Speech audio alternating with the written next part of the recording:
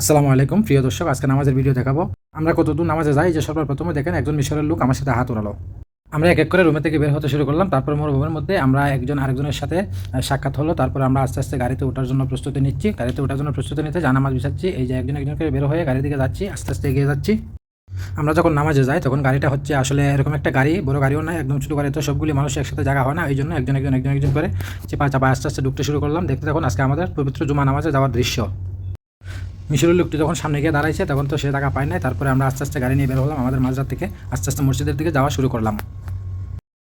এই মুহূর্তে আপনারা শুধু মরুভূমি আর মরুভূমি দেখবেন। এই যে একটা পাহাড় দেখেন, এই পাহাড়টা যদি বৃষ্টি হয় তাহলে বৃষ্টি ওইটার সাথে বাড়ি খায়, অর্থাৎ আসমানের জাহাজ। এই যে আমরা গাড়ির মধ্যে চিপাচিপি করে বসলাম, অত কষ্ট করে বসলাম। তারপরে আমরা যখন গাড়ি নিয়ে মরুভূমি দিকে রওনা হচ্ছি তখন গরম আর গরম, এত তাপমাত্রা বেশি যে তাপমাত্রা থেকে আমাদের যে বাতাসটা লাগে ওই বাতাসটা আমাদের গায়ে একদম আগুনের মতো হাজ, ঠিক আছে? এত গরম যা বলার বাইরে। সৌদি আরবের গরম তো আপনারা সবাই জানেন কী পরিমাণে গরম এবং কী পরিমাণে মরুভূমি। দেখেন শুধু মরুভূমি আর মরুভূমি, কোনো বাড়ি নাই, ঘর নাই, কিচ্ছু নেই, শুধু পাহাড় আর মরুভূমি, পাহাড় আর মরুভূমি।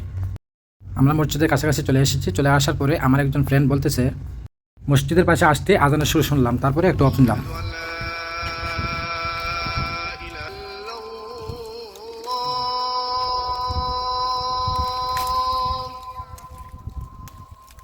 মসজিদের একটি খেজুর গাছ নাকি অনেক ভালো ভালো খেজুর হয়, তাই আমরা আস্তে আস্তে খেজুরের পাশে চলে গেলাম। খেজুর গাছটা থেকে আমরা একজন একজন করে আস্তে আস্তে খেজুর পাড়তে শুরু করলাম।